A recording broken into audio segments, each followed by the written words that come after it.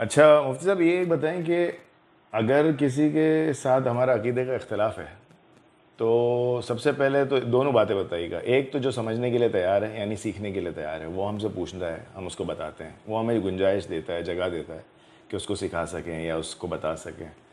ایک جس کو ہم کو خود داخل ہونا ہے, خود پینیٹریٹ کرنا ہے, وہ نہیں سمجھ پا رہا ہماری بات, اس کو ہم عقیدے کے مسائل کیسے سمجھائیں؟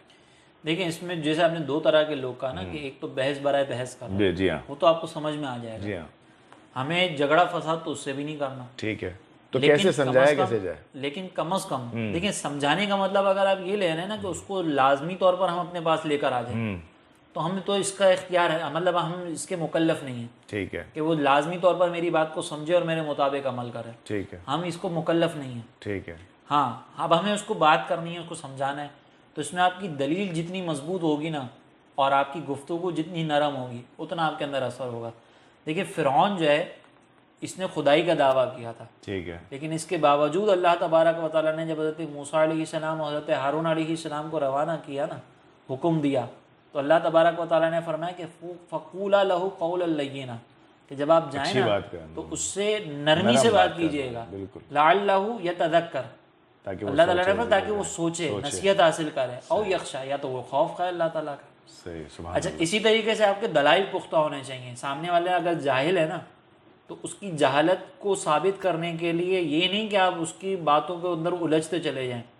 اگر وہ ایک بات کے اوپر اپنی جہالت کا اظہار کرے آپ اس کے سامنے دوسری بات رکھیں. جیسے دیکھیں حضرت ابراہیم علیہ السلام نے جب نمرود سے مناظرہ کیا تھا تو حضرت ابراہیم علیہ السلام نے کہا تھا کہ ربی الذی یحیی و یمیت, میرا رب تو وہ ہے جو حیات دیتا ہے اور موت دیتا ہے. ٹھیک ہے, تو سامنے سے نمرود نے کیا کہا, ایک دو افراد کو بلایا, ایک کو مار دیا ایک کو چھوڑ دیا, اور پھر سامنے سے کہنے لگا کہ انا احیی و یمیت, تو میں بھی کر سکتا ہوں. یعنی اس کی جہالت کا لیول چیک کریں کہ کسی کو زندہ چھوڑ دینے کا مطلب وہ یہ سمجھ رہا ہے کہ میں نے اس کو زندگی دی ہے. بالکل, تو حضرت ابراہیم علیہ السلام نے اس سے بحث نہیں کی کہ یہ تم کیا کر رہے ہو, دیکھو حیات دینے کا مطلب یہ ہوتا ہے, موت دینے کا مطلب یہ ہوتا ہے, یہ نہیں سمجھایا.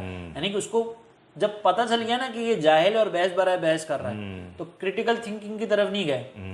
ایک اور دلیل دی, دلیل کیا دی کہ میرا رب جو ہے وہ سورج کو مشرق سے لے کر آتا, تو مغرب سے لا کے دکھا دو. تو اللہ تعالیٰ نے فرمایا فَبُہِتَ الَّذِي كَفَرَ. صحیح, بالکل, تو یہ دلیل آپ کے پاس ہونی چاہیے. صحیح, تو جو سمجھنے کے لیے تیار ہے اس کو آپ پختہ دلائل سے سمجھائیں گے, نرمی سے وہ مارے سمجھائیں گا, گے, وہ مانے گا. صحیح ہے. اور اگر بالفرض وہ نہیں بھی مان رہا تو پھر اس کا طریقہ کار یہ ہے کہ آپ اس کے سامنے ایسی بات کہیں کہ کم از کم وہ اپنی جہالت کو تسلیم نہیں کر رہا نا, تو اس کی جہالت دوسروں پہ ظاہر ہو جائے, اور کم سے کم وہ سوچ پہ تو مجبوری ہو جائے سوچ پہ تو مجبور ہو کہ میں جہالت کر رہا ہوں.